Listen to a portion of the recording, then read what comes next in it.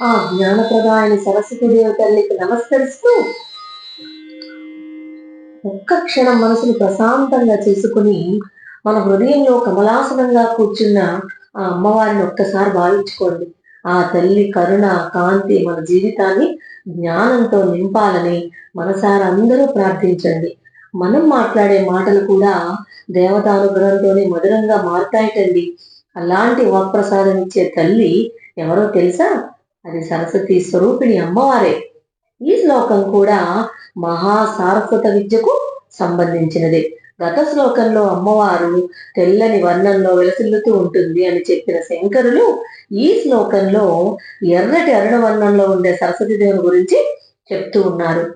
మనసు ప్రశాంతంగా ఉంచుకుని అమ్మవారి కరుణను స్మరిస్తూ ఈ అద్భుతమైన శ్లోకాన్ని శ్రద్ధగా వినండి. కవీంద్రాణం చేతః కమలవన బాలాతపరుచి భజంతే ఏ సంతః కచితిదరుణామేవ భవతి విరించి ప్రేయస్య తరుణతర శృంగార లహరీ గభీరాభిర్వాభిర్ విదతతి సతాం రంజనమీ.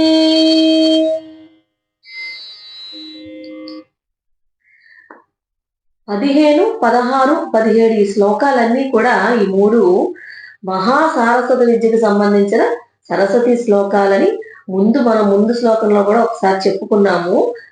ఇలా ఇది చాలా శక్తివంతమైన శ్లోకం. ఆటిజం సమస్యతో బాధపడుతూ ఉంటారు చూడండి, వాళ్ళకి ఇది చక్కటి పరిహారం. అంతేకాకుండా మనసులో గొప్ప గొప్ప విషయాలు ఉంటాయి కానీ చాలా మంది చెప్పలేకపోతూ ఉంటారు, భయపడుతూ ఉంటారు. వాళ్ళు బయట మాట్లాడడానికి, ఏదో స్టేజ్ మీద ఏదో స్పీచ్ ఇవ్వడానికి వాళ్ళు భయపడుతూ ఉంటారు అనమాట. వాళ్ళు రోజు తెల్లవారుజాము లేచి కనుక స్నానం చేసి సూర్యుడికి ఎదురుగుండా కూర్చుని ఎర్రటి కిరణాలలో ఆ సరస్వతీదేవిని ధ్యానిస్తూ ఈ శ్లోకం కనుక చదివితే భయం అన్ని పోతాయండి. అందుకే ఈ శ్లోకం కూడా గత శ్లోకం కూడా రెండూ కలిపి తప్పకుండా అందరూ చదువుకోవాలి. ఇక ఈ శ్లోకంలో ఆదిశంకరాచార్యులు అమ్మవారి కరుణ వల్ల మాటలలో వచ్చే మాధుర్యాన్ని అద్భుతంగా వర్ణించారన్నమాట. ఇప్పుడు ఈ శ్లోక భావాన్ని మనం ఒక్కో పాదంగా తెలుసుకుందాం. కవీంద్రాణం చేతః కమలవన బాలాతపరుచి. కవీంద్రాణ అంటే గొప్ప కవుల యొక్క అని అర్థం. చేతః అంటే మనసులు. కమలవన అంటే వనం అంటే తోట, అంటే కమలాల తోట. బాలాతప అంటే ఉదయ సూర్యుని కాంతి అని. రుచిం అంటే ప్రకాశం గాని కాంతి గాని దేనిదైనా రుచిం. గొప్ప కవుల మనసులు ఎలా ఉంటాయట? కమలాల తోటల వంటివిట. అలాంటి కమలాలను కూడా వికసింపచేసే ఉదయ సూర్యుని కాంతిలా ఉంటుందిట ఆ అమ్మవారి తేజస్సు అని అర్థం ఆ ఫస్ట్ భాగం. ఇంకా భజంతే ఏ సంతః కతిచిదరుణామేవ భవతి అంటే భజంతే అంటే ఏంటి? భజన అంటే ధ్యానిస్తూ ఉంటారు, సేవిస్తూ ఉంటారన్నమాట. ఎవరైతే. సంతః అంటే సజ్జనులు. సంతః అంటే సజ్జనులు. కతిచి అంటే కొంతమంది మాత్రమే. అరుణ అంటే అరుణవర్ణంతో ప్రకాశించేదని. ఏవా అంటే నిజంగా. భవతి అంటే అమ్మ నిన్ను అని. అంటే కొంతమంది మహానుభావులు మాత్రమే అరుణవర్ణంతో ప్రకాశించే ఆ తల్లిని ధ్యానిస్తారు అని అర్థం. ఇక విరించి ప్రేయస్యాహ తరుణధర శృంగార లహరి అంటే విరించి అంటే ఇంత ముందు కూడా ఒకసారి చెప్పాడు, బ్రహ్మదేవుడు అని అర్థం. ప్రేయస్యాహ అంటే ప్రియమైన భార్య ఎవరు? ఆ సరస్వతీదేవి అన్నమాట. తరుణతర చాలా యవ్వనంతో నిండిపోయినటువంటి శృంగార మాధుర్యం సౌందర్యం అని అర్థం. తరంగాలు లహరి అంటే అంటే బ్రహ్మదేవుని ప్రియమైన సరస్వతీదేవి వంటి యవ్వనంతో నిండిన సౌందర్య తరంగాలు ఉన్న వాక్కుని పొందుతారట.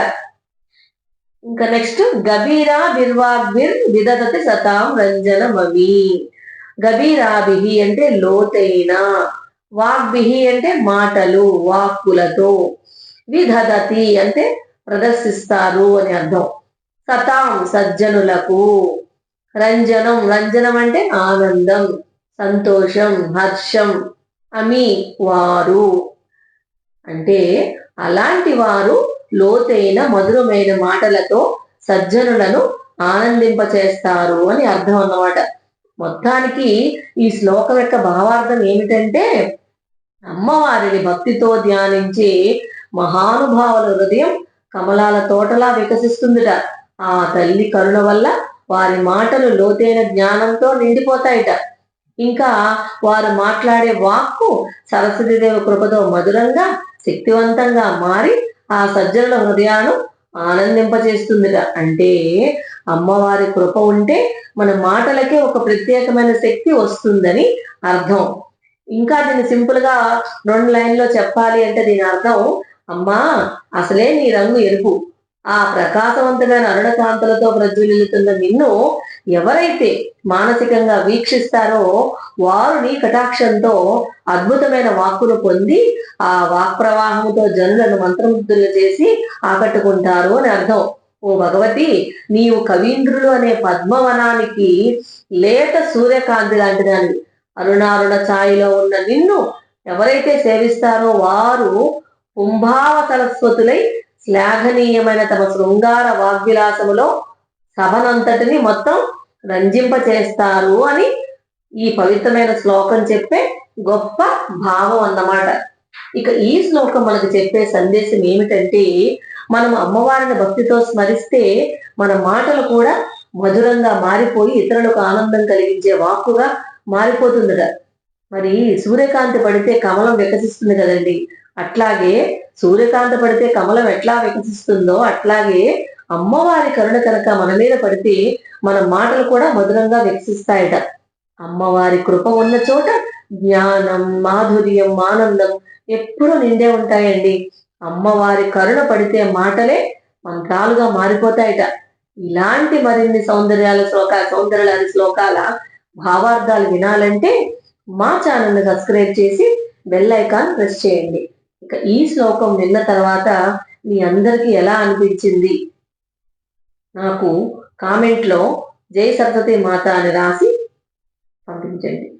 జై జై శారదాంబికే జ్ఞానప్రదాయిని సరస్వతీదేవి తల్లి, మా మనస్సులను జ్ఞానంతో నింపి మా వాక్కును మధురంగా చేయి తల్లి అని ఆ తల్లిని మనం అందరం వేడుకుందామా మరి.